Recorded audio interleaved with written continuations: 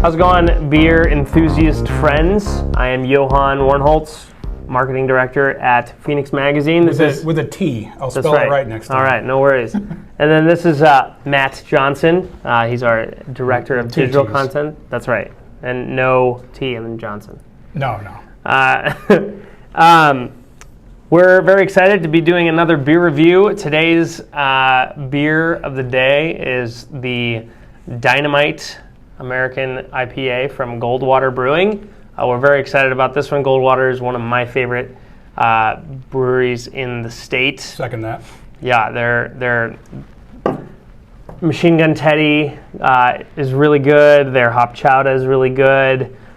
They've done a lot of great variations of different things. They did a red velvet stout a few years ago that was delightful.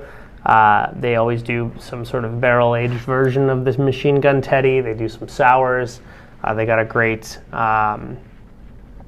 prickly pear Kolsch that's really easy to drink.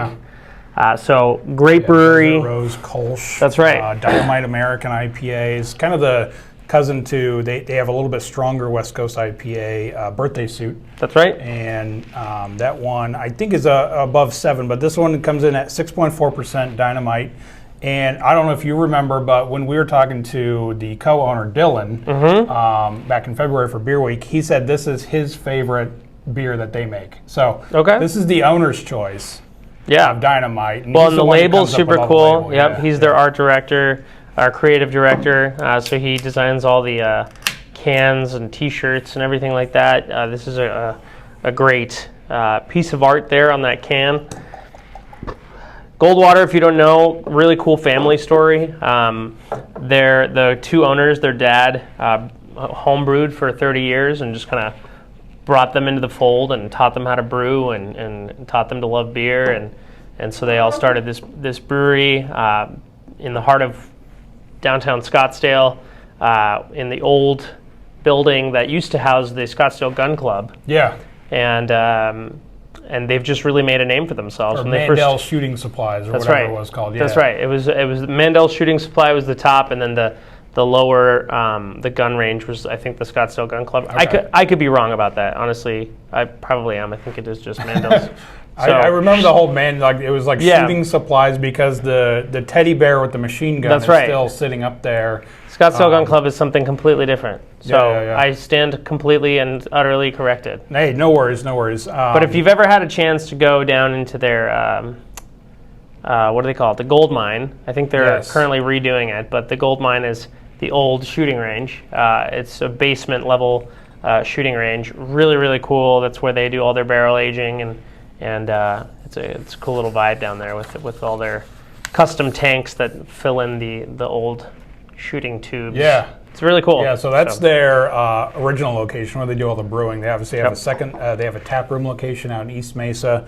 That one is Longbow. That one is my hood. I could walk there. Nice. I'm so close. So I might be a little impartial as we post and do beer reviews. I might be. I am totally impartial to Goldwater Brewing because they are my neighborhood brewery, if you will. Yeah. I'm there all the time after Little League baseball games. I might be there on a Friday night for happy hour, and it's a bad place to be. It's a fantastic place. There's a lot of locals that you run into, the same people at that place. And then the Scottsdale location, obviously, right there on Scottsdale Road. It's Goldwater. It's maybe a minute or two from our office. That's right. And when we went there to talk to the owner for Beer Week interview at noon, right when they opened, man, that place was packed already. Yeah. There's a lot of. It's a perfect spot for out-of-towners to come in because there's a big, hotel and all that good stuff around there. Great patio. They expanded into their little parking lot that they used to have. Awesome, yeah. So beer really garden cool area. Beer you garden. Can sit up on the roof now. That's right. They got a little roof patio. Very cool setup. Indoor. They got They always have a lot of times have food trucks or some sort of food vendor there. So really good location. I'm a big fan of Goldwater. This particular beer is it's good. I think it's a little more on the West Coast hoppy sort of side that I don't tend to gravitate to. Yeah. But it's undeniably tasty. Yeah, so the brewer's notes on the can and online, you can find it citrus, melon, passion fruit flavor. So you get, in addition to being classic bitter West Coast style, Yeah. the types of hops they use, your Cascade, Citra, and Centennial, which they're big on the C's, I'll talk about that in a minute, that brings out those fruity, melony flavors in there. That, like I said, they're big on the C hops, so your Cascade, Citra, Centennial. They did one, they celebrated their 7-year anniversary in April, at the end of April, and they did a beer called 7 C's, S-E-A-S, C's.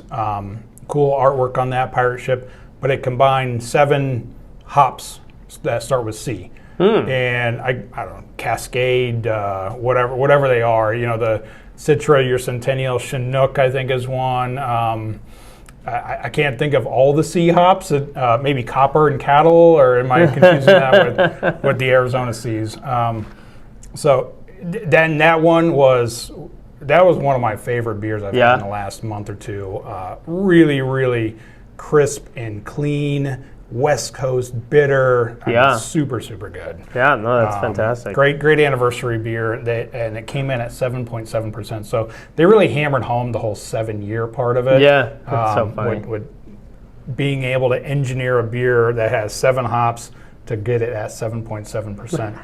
So, cheers to them for that. That's totally. I don't know how they do that, but that's really cool the way they do that. I think that's one of the things I like about Goldwater is that they have such a good variety of beers that any beer drinker is going to enjoy it, I think, because you can have, your malty brown ales, you can have your West Coast IPAs, you can have your hop chowder, which is one of my favorite hazy IPAs. You could have, that's their most popular beer is hop chowder. Yeah, and for good reason. That's when we were talking to the owner, Dylan, he says that's one of, he doesn't understand it, but he brews it for the customer. The customer wants a hazy IPA. He wasn't a big fan of hop chowder, but he more likes, the Dynamite and the Birthday Suit kind of beers. And it's interesting when you go there, if you go there as much as I do, these American IPAs or West Coast IPAs, those ones sell faster. Wow. They do so much hop chowder, they sell that more, but it always seems they have it in stock now because the customer is demanding it more. But I found that when you want to go in for a Dynamite, sometimes it's a little bit too popular. Yeah? It's not always there, but you're right, with the menu, it's hard to pick what I want because they do really great hoppy lagers. Totally. They do great pilsners. They got a good sour usually. They got some kind of sour on. A lot of times they'll have at least one cider on tap. Not theirs, it's guest tap, but they got a little something for everybody. For sure. Big fan of Goldwater. Me too. Really hoping that they're going to be at the upcoming Arizona Craft Beer Festival in October. If it were up to me, they would win all the awards. But it's not up to me. We'll have judges and stuff coming in for a proper Arizona Craft Beer Awards. Think of Great American Beer Fest, just condensed to Arizona breweries. Just locally focused on Arizona breweries from Phoenix, from Flagstaff, from Tucson, everywhere that we have all over breweries. The place, we're gonna have judges coming in and telling us which one is the best in an American IPA. Yeah, different styles. Yeah, each style will have its own winner. We're going to announce the winners the day before the festival, so everybody that comes to the festival can see, on the different booths, on each brewery's booth, they'll have their award displayed, so you can make it a point to go around and taste the best in whatever styles you typically like. Awesome. So save the date for October 22nd. That's right. Arizona Craft Beer Awards Festival. Yeah, you got to check it out on azcraftbeer.com. Super easy to remember. azcraftbeer.com. Super easy to remember that website, right? So we'll have that. We'll mention that plenty on this podcast, on this Instagram video, our YouTube videos, anywhere you consume content. PhoenixMagazine.com. We're going to be in your face with beers all summer long. Drinking them. Why not?